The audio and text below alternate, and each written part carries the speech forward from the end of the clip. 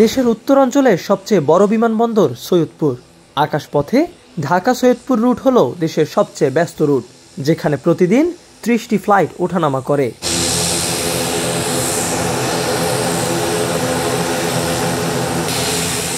বিমানবন্দরটিকে আন্তর্জাতিক করার দাবি দীর্ঘদিনের। তাতে সরাসরি নেপাল আর ভুটানের সাথে সহজেই সংযোগ স্থাপন করা যাবে।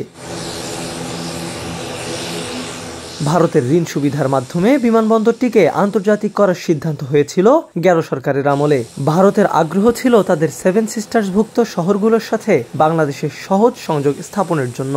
তাই ভারতও ঋণ সুবিধা দিতে রাজি ছিল, কিন্তু সময় মতো ভূমি অধিগ্রহণ করতে না পারায় কাজটি থেমে যায়।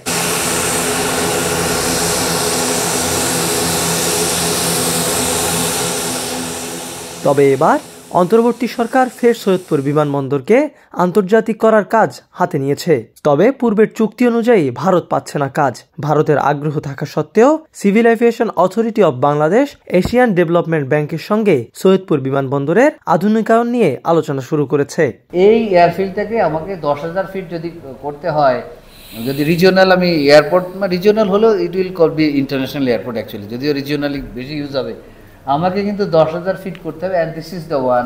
এই রেড ডাকটা দেখছেন, এটা দিয়ে টান দিয়ে আসলে এখানে দেখেন অলমোস্ট ব্যারেল। এই জায়গাটা আমাদের হলে আমরা সৈয়দপুরে করতে পারবো। এবং এই জায়গাগুলো মোটামুটি সবাই জানে, অলরেডি সব কিছু কাজ হয়ে গেছে। শুধু অর্থ মন্ত্রণালয় এখন আমাদের অর্থ ছাড় দিলেই আমরা জায়গাটা অধিগ্রহণ করে কাজ শুরু করতে পারি। আপনারা জানেন পৃথিবীর অনেক দেশে বিল্ড, অপারেট, ট্রান্সফার অথবা পিপিপি প্রজেক্টের মাধ্যমে এগুলো করার আগ্রহ দেখাচ্ছে আমাদেরকে। 2 দিন আগে আমরা এডিবির সাথে একটা মিটিংয়ে বসেছিলাম, ওনাদেরকে এই সমস্ত প্রজেক্ট দিয়েছি। They are also very much interested for financing in Cox's Bazar, in Chittagong as well as Saidpur. এই বিমানবন্দরটিকে আন্তর্জাতিক করার লক্ষ্যে প্রাথমিক বাজেট ধরা হয়েছে 10,500 কোটি টাকা, যার অর্ধেক খরচ হবে জমি অধিগ্রহণে আর বাকি অর্ধেক অবকাঠামো নির্মাণে। অর্থ বরাদ্দ হলেই কাজ শুরু হবে বিমানবন্দরটির। এটা বর্তমানে সব স্টেপ পার হয়ে অর্থ মন্ত্রণালয় আছে, অর্থ মন্ত্রণালয় টাকা ছাড় করার জন্য। এটা মনে হয় অ্যারাউন্ড 5,500 কোটি টাকা লাগবে, কারণ এই পুরোটা অধিগ্রহণ করতে এবং ওখানকার যারা আছে তাদেরকে।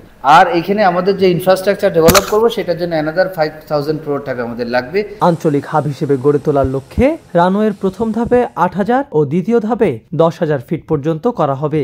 বর্তমানে এই বিমানবন্দরের রানওয়ে আছে 6,000 ফিট।